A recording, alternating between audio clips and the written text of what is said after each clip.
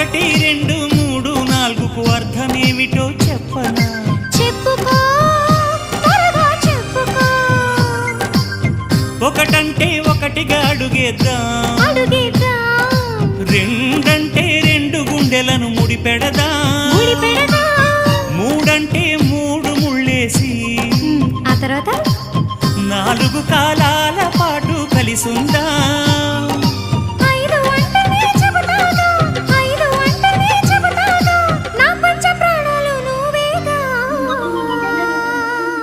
అమ్మావు ఇల్లు ఈగ చదివానాడు, ప్రేమ వలపు మనసు మమత చదివాయినాడు.